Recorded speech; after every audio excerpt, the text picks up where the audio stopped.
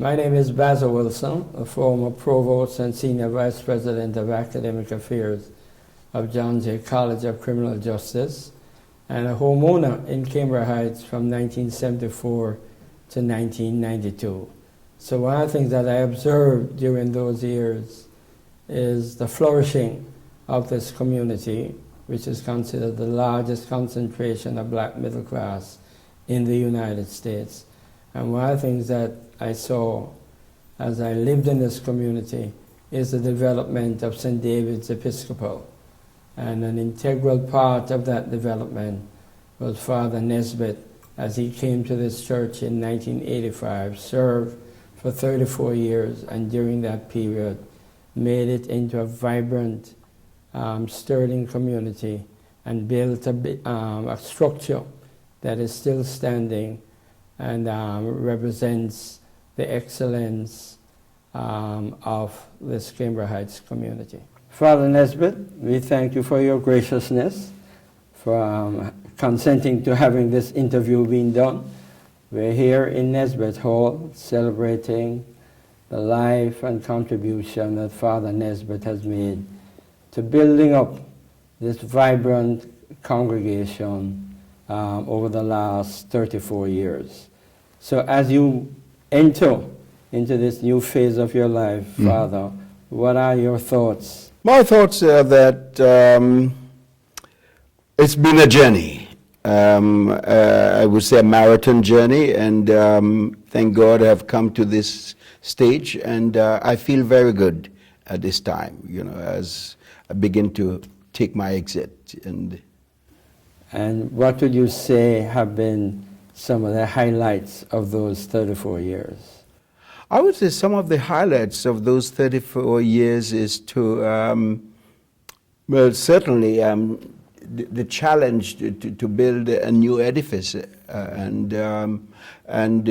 to build a congregation that was there maybe just at one time it was known as poor little St. David's, and the church that should not have been built, and now to see that it's where it is today is a vibrant congregation, and I feel that the congregation in a whole has done well. Not just me, it was certainly a team effort. Now you came to this congregation in 1985. Yes, that's true. Give us a sense as to where the congregation was when you got here in 1985. The congregation at that time, it had just became a parish. By meaning parish, it had been just self-supporting. Previous to that, it was just a mission. Had to be supported financially by the diocese. And so it had just come to that status. It had a lot of people from the Caribbean and the black middle class who were new homeowners in Cambria Heights, and who were ready to face this challenge, I would say, to build this new edifice, to improve the community.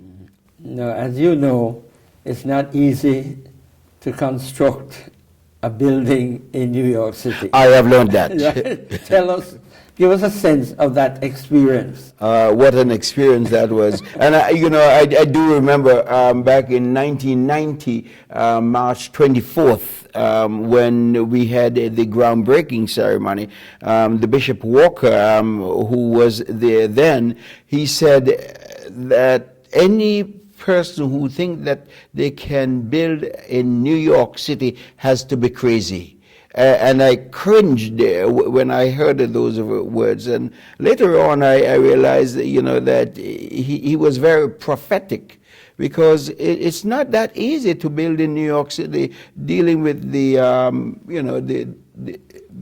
building codes and getting constructors and getting funding, everything. It was quite a journey. First of all, you have to make sure that the people are on board. Then you have to bring in and I need to mention that when I came here, the parish only had $30,000 in the building fund, not even enough for feasibility study, and they wanted to build. It was their dream, not mine. I only came to enable them. But they were willing to take on the challenge, and so we began raising funds, and we were able to get 2 small loans and 1 major loan from the diocese. And so we were able to raise sufficient money, about $1.2 million. The building ended up costing us maybe about $1.4 million, you know, and no grants. It was all hard-earned money that the parish raised, and there's some loans that we got. Then you have to get architects to draw plans and get those approved. And then you had to put the drawings out for bidding and to get contractors on board. And we even got into a rut there with a fraudulent contractor who, after we signed the contract and made a deposit of $200,000, that contractor walked off with our money, and we had to fight tooth and nails to retrieve that funding, and all that was part of the whole program, you know. And so it was not an easy project at all. It was very, very difficult. And as a matter of fact, one time I remember when we were doing the construction, the construction manager did not show up for work, and when I inquired what happened, I learned that he was at another building site where the pastor of that church died of a heart attack suddenly. And I said, wow, I have to look out for myself. So it has not been easy building a church. And it's very few ministers have that privilege to build a church, because many congregations inherit those buildings. Now, one of the fascinating things about St. David's is that it is embedded in the largest concentration of black middle class in the country. Yes. And in fact, you did a dissertation identifying the transition that took place in the 1960s from a predominantly white community to now a predominantly black middle class community. Give us a sense of that transition and how it came about. Yes, that's very interesting, because when I was trying to look at the history of this congregation here, and I realized that the original congregation was a Caucasian congregation, I wanted to know, well, how did they make that transition from the Caucasian to all blacks? And what I realized, it was St. David's was a microcosm of the entire society, because at that time there was much segregation going on in the wider community in the country. Cambridge was part of all this, because at Springfield Boulevard there was a sort of red line there, that if you were black you couldn't cross over here in terms of buying a property over here. And so when I was doing my research, I realized that there was a man, an African American who lived right here on 235th Street, William Durham, who was the first black who moved into Cambridge Heights. And it so happened that he said that the broker told him that the owner was not available to show the house. And so he only saw the house at nights. But then he bought the house, and the Saturday morning when he moved in, you know, a lot of people were out there, and he thought that they were welcoming him.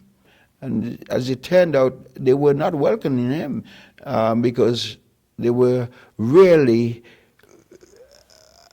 protesting, and soon thereafter the windows were destroyed, cross burning on the lawn, death threats.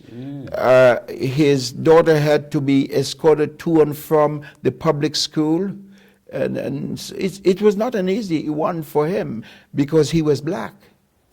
So. And I think there was some incident regarding him bringing milk from New Jersey that had a... Oh yes, yeah. What happened was that there was a milk shortage here in Canberra Heights, and so he overheard the conversation of the priest who was here at St. David's at that time with one of the persons who had owned a store, a grocery store in the community, and he went into the store there to buy something, and he overheard the conversation. The priest was saying he's very concerned about the children here because there's this shortage of milk, and Mr. Durham said, I can help. And he said that they all looked at him disdainfully and as it were, what can you do? But as it turned out, Mr. Durham worked in New Jersey, was an electrician, and there was no shortage of milk in New Jersey. And so he was able to bring some milk over from New Jersey. And he said the day when he came in, there was the minister and a lot of the residents at the church there waiting for the milkman. And when he pulled up in his car there and he was able to provide the milk, the people then turned to the minister and thanked him, the minister, for the milk. And the minister said, "Don't thank me, thank Mr. Durham."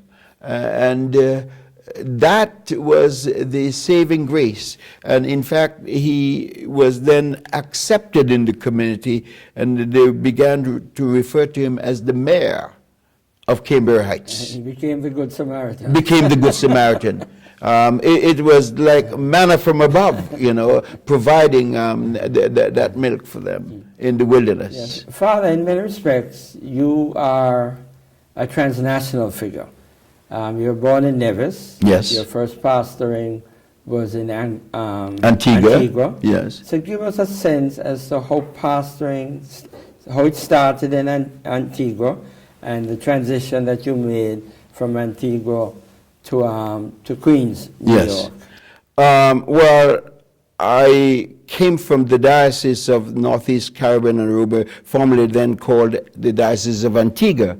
And so I worked in Antigua, and a good friend of mine told me about this parish here that was vacant, and if I was so interested, and I thought of giving it a try, and it so happened that I was called, and I came here, and it was quite an experience, really, coming from the Caribbean and coming to New York. But I would say that my experience in Antigua had somewhat prepared me for this challenge here in New York, because when I graduated from seminary in 1975. And you did your seminary in Jamaica? Yes, at the United Theological College in Jamaica. And when I graduated from that seminary, I was sent to a parish and take up the role of a parish priest. So I did not work as a curate, as an assistant for anyone. I was thrown into the parish. And it's like thrown into the deep end of the pool. And I think that experience and working along the lay people there and working along with them helped me and was preparing me for when I came to New York, because when I came to New York, again, I can see that as another form of thrown into the deep end of the pool, and you either swim or you drown, you know. And so it was quite an experience. And I came in February, in the heart of winter. So it was not that easy. Now, I mentioned that in many respects you're a transnational figure. You also visited Africa quite recently. Tell us about the impact that that visit had on your life. Yes, I visited Ghana and Tanzania and South Africa quite recently, but certainly Ghana, because I'm a historian. I taught history. And so I knew that the Anglican Church was involved in the whole business of slavery, and that they did own slaves, but I did not know to what level it was. And so when I went to Ghana and to visit the dungeons there and the castle where these slaves were kept there, and to realize that the chapel for the Anglican Church was right over a dungeon where the slaves were. And so you could imagine the owners and the rich man in his castle, as that hymn says, all things bright and beautiful. And then one stanza says, the rich man in his castle, the poor man at his gate, God made them high and lowly and ordered their estate. And so here, there's the dungeon where the slaves are. And above the dungeon is the chapel where the master is singing and praying, and he's forgetting about the slaves who are down in the dungeon. And that really agonized me. And to see how that church, of which I'm a part of, the Anglican Church, this is the only church that I've known, to see how it was very much involved in the whole business of slavery. And I also saw the grave of the first priest from Ghana, who went to England, sent there by the USPG, United Society for the Propagation of the Gospel.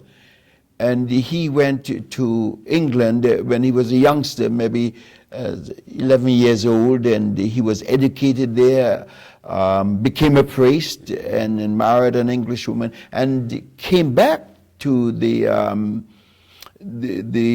coast there as a missionary, working for this church. And but he was only ministering to the mulattoes. He couldn't minister to his fellow slaves, his fellow Africans who were down in the dungeon, but just the mulattoes. And so when I looked at his ministry there, it helped me to reflect on my own ministry. After 44 years of ministry, to ask myself, was I part of the status quo, or was I part of the liberation movement? And so when I left Ghana, that question has, remained with me ever since. Was I part of the liberation movement, or just part of the status quo? But you also, the church is also involved in an orphanage in Tanzania. Yes. So tell us about that. Yes. It's just happened that here at St. David's, we were able to raise up a priest, the Reverend Mother Maxine Barnett. And so she studied at Virginia Theological College. And while she was there, there was a student from Tanzania. And so when Mother Barnett was graduated and when she was ordained, she came here and her host parish, and that gentleman from Tanzania visited us, and he was staying with one of our members, and in their conversation we learned that there was an orphanage there, and so we began having a relationship with that diocese and with that orphanage. Maybe over 4 years we have supported their ministry there. We have helped to build a recreation room, provided sewing machines so that Fabulous, they can build, they can make uniforms for their children to go to school, and a lot of things that we take for granted here. You know, they're parts of, you know, other parts of the world where people are so much in need, and so we have been able to support that ministry, and I was very glad to visit there, my wife and I, to see that part of the that ministry that we have been supporting, a very ministry that we really need that support, and we would like to be part of that. Now, at St. David's, you have also tried your hand at being a playwright. Oh yes. And tell us about the reenactments you made about the crucifixion. Yes. Well, I wrote a play, Who's on Trial, and it's really dealing with the passion and crucifixion of our Lord. So it's a play that we have put on several Good Fridays or several Palm Sundays, and right on this stage here, and I have always played the role of Jesus. So I've been crucified many times, but we have had a cast of maybe about 25 persons, you know, with a lot of props and, you know, and everything. And I think over the years we have had this done, we have perfecting it as we go along, because I think we have done this for over 20 years now, because this building is 25 years, and so it's after this building was erected and we had the stage here that we were able to put on a play like that. So we have done it over the past 20 years or so, and we have people of different people in the cast over those years, and what it has done, it has been able to tap some people who have some gifts there in acting, and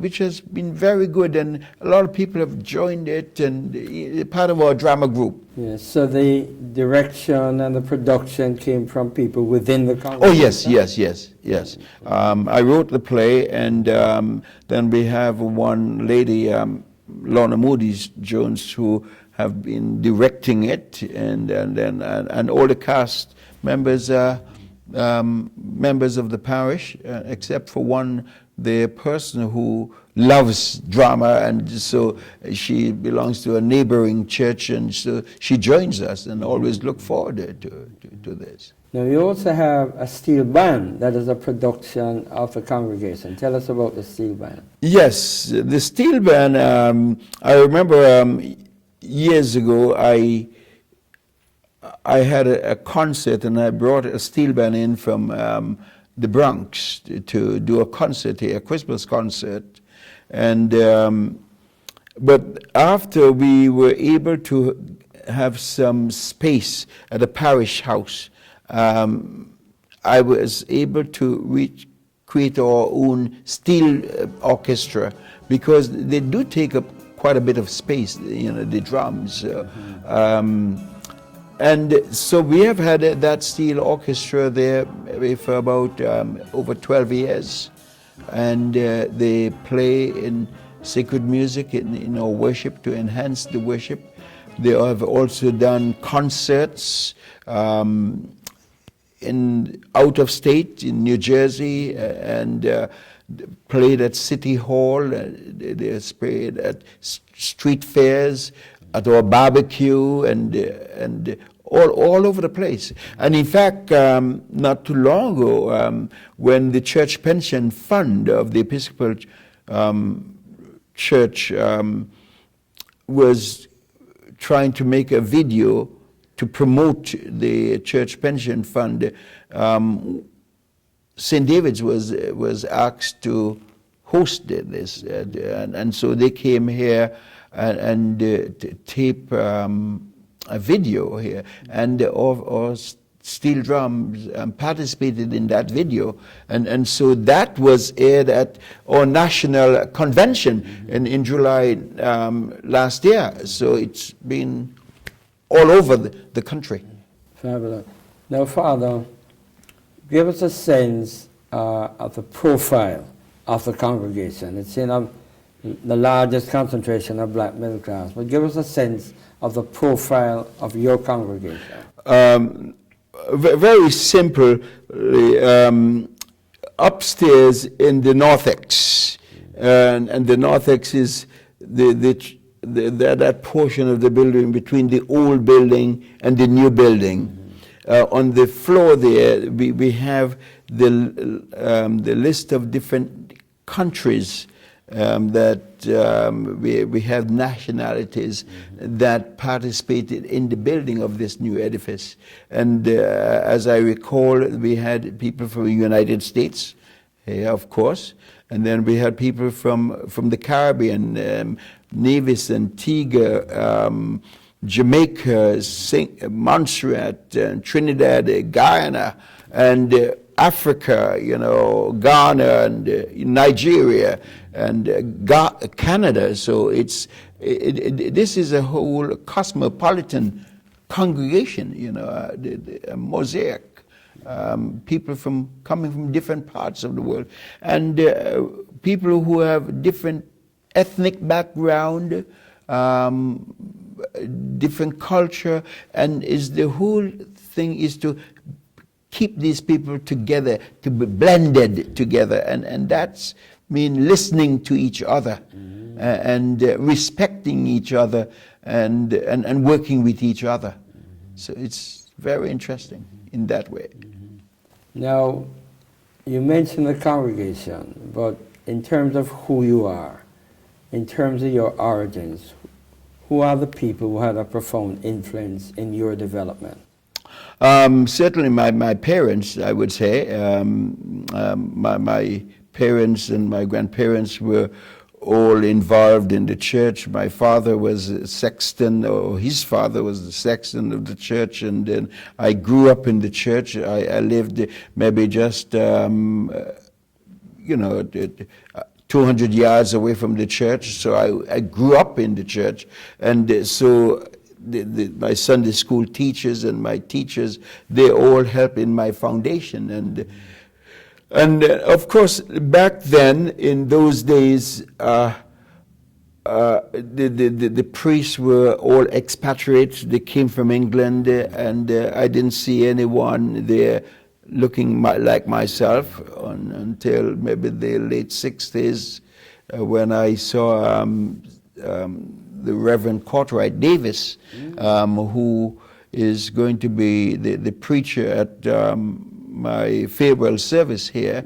He was a seminarian then, and I said, black people can go into the priesthood as well. And over the years, he has been a great mentor for me. I've seen him going off to seminary, and he was the principal of a Codrington College in Barbados, and he's at Howard University here, and he has earned himself as an international theologian, and he preached at my installation here 34 years ago, and it's so historic that he's now coming back for my farewell service.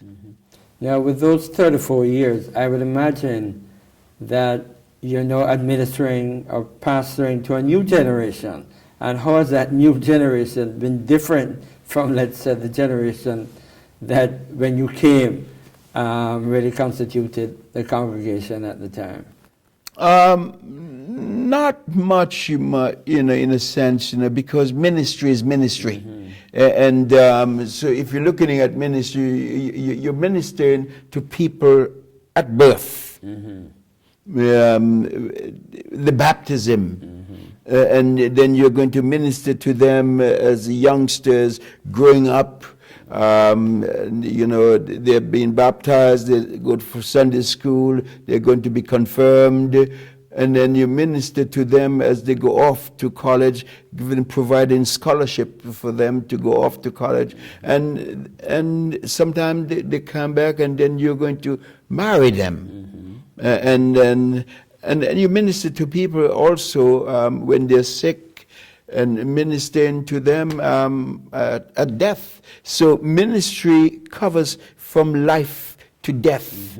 And so whether you're doing it maybe in the 80s or 2019, it's still ministry. Certainly, however, you have to maybe, is how you do it, because doing ministry in 2019 could be quite different to how you might have done it back then, because we have to use all the technology that we have.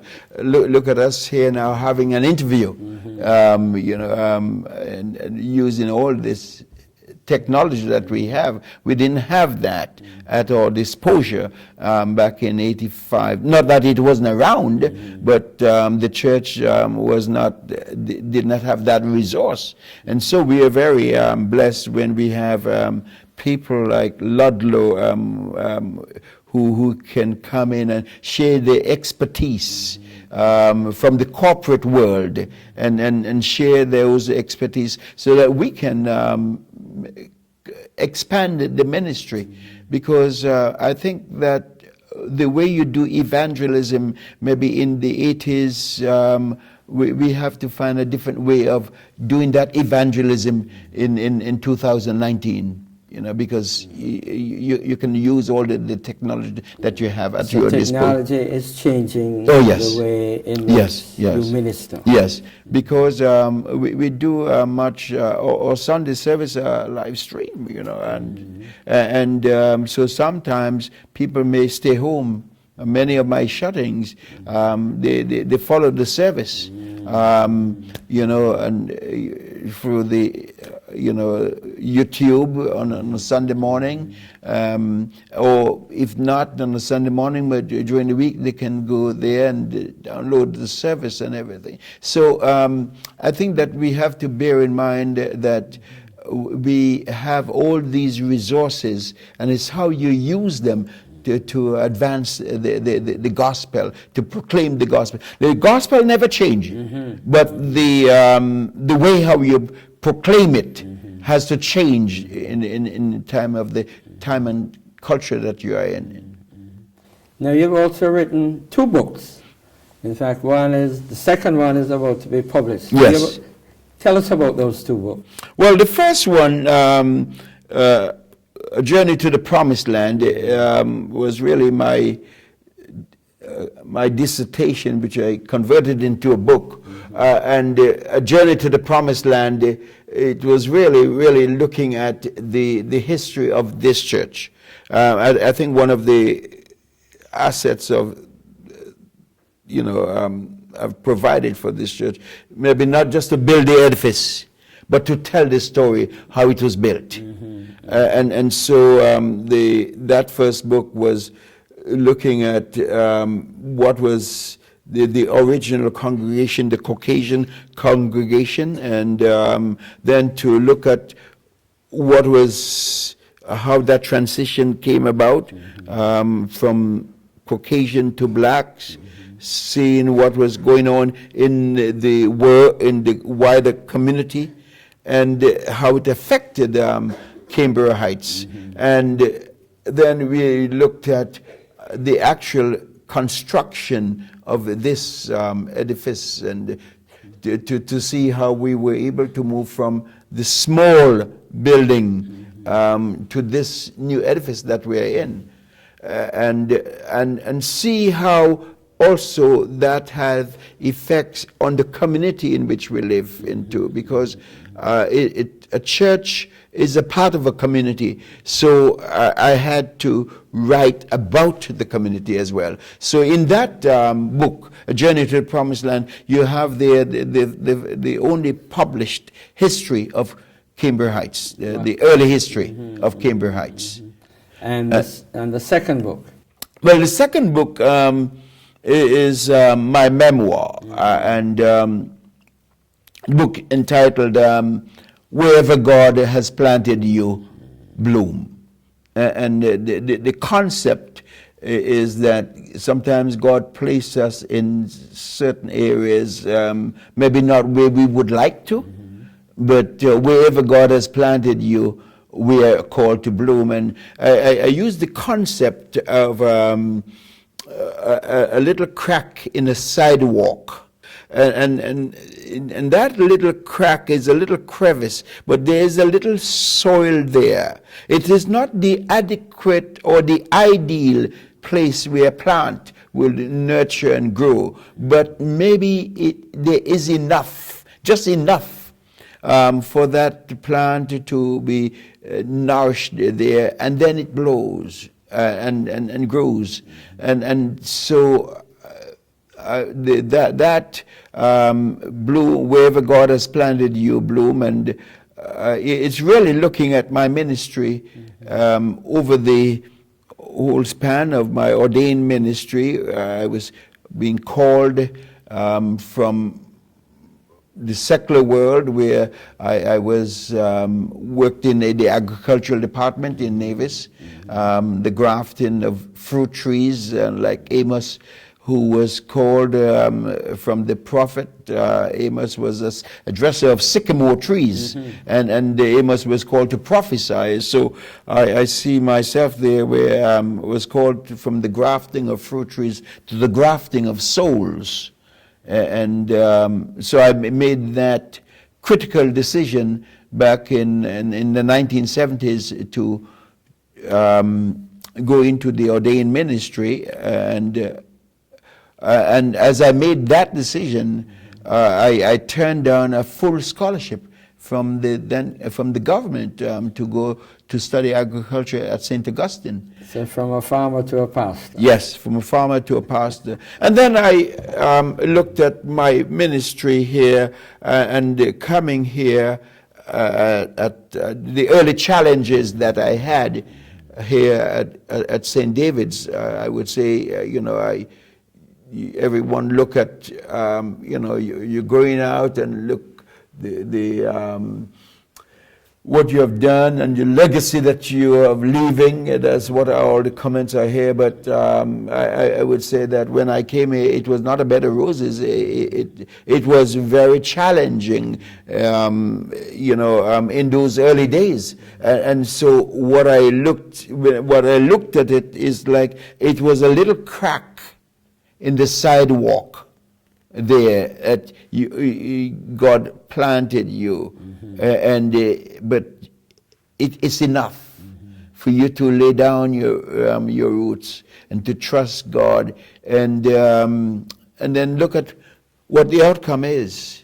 So I think that wherever God has planted us, and God plants us, I think for a purpose. So often people may say, "Oh, what you're going to do when you grow up?" And I have grown now to have a philosophy. It's not what I want to do, but for me to discover and to discern what does God wants me, what is God's purpose in my life, and not so much what I want to do, because what I want to do may not be what God designed my life to be. So the whole thing is to try to discover what's God's purpose in your life. Yeah, you mentioned how important your parents were in terms of your development. But during these 34 years, what is the role that your family played in sustaining you? Oh, very much, a very important role, because when I first came here to this parish, I more or less abandoned my family, in a sense that I lived at the rectory here for a while my family was living in the Bronx, and that's was quite a difficult time, and this was not designed by me, but this was because we had some frictions in the parish and everything, and then right after that, when they joined me in the parish, we got involved in this new building, and bear in mind that I came in 1985, and by 1992, in 7 years' time, we built an edifice. record time. When you bear in mind that I said they only had about $30,000, it took a lot of work. And I was a novice coming from Caribbean island. I had my wife and 3 children. They were 7, 5, and 6 months old. 6 months. 6 months, and to be thrown into a building project like that, it was really my wife who was the background of helping to nurture those little ones there, and because I had to be thrown into a building project, doing pastoral duties, being a father, a husband, and an overseer of a building project. A general contractor. A general contractor. It was not that easy. And so my family made a lot of sacrifices, and also to bear in mind that we lived in the rectory, which was right next door, and right on the building site, and so you had to, the workmen and the noise and from the equipments and everything, and my wife at that time was a nurse and worked at nights. So when she came home at daytime, this is when she's sleeping, and sleeping at a noisy job site, where construction is going on for a year. It was not that easy. So much sacrifice was laid, and for the building of this edifice here. So she was the first lady of the church, and she played an important role. She was the first lady of the church, played a very important role. Very often maybe laid back, but you don't know the support that she gives silently. She's not one of those who maybe always like in the show, but she's very solid. They supported my ministry throughout, and not just the 34 years. I know that we're talking about the 34 years here, but I must mention that my ministry lasted 44 years. And so I'm retiring, yes, from St. David's. We have pastored for 34 years, but I'm retiring after 44 years of ordained ministry, and she has been with me over those 44 years. Now, as you venture into this new phase of your life, what are you looking forward to? Well, first of all, I think my first few months, first 4 or 5 months or so, I'm going to be with my family, relax and be, and then after that I'll see what the Lord is calling me to do. I may do some further research and some writing. Well, you are a historian. Yes, I like history. And I still believe that there should be another chapter on Canberra Heights, with the ongoing problem in the community there with our Jewish brothers and the citizens there. Yes. I'm not too far from Yes, and we have some ongoing, little, conflicts in the neighborhood there. So I still would like to maybe write a sequel to my first book where that is concerned, and to help out and to help any parishes or any priests who may want help, because pastoring is not that easy. But I would say that having pastored a congregation for 34 years, it's a learning. It's something that you have a lot of wealth there. You can nurture and that you can share with others. And I'd imagine being a successful pastor, you have to learn how to listen. Yeah, I don't like this successful there.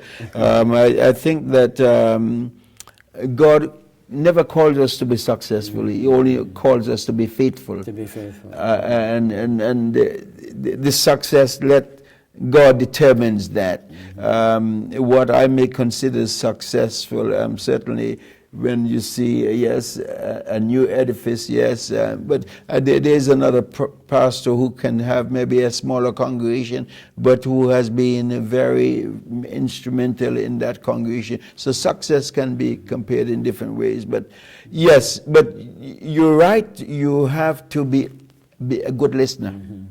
To be a good listener and enabler and just supportive, of other people, as I said, from throughout life, from birth to death.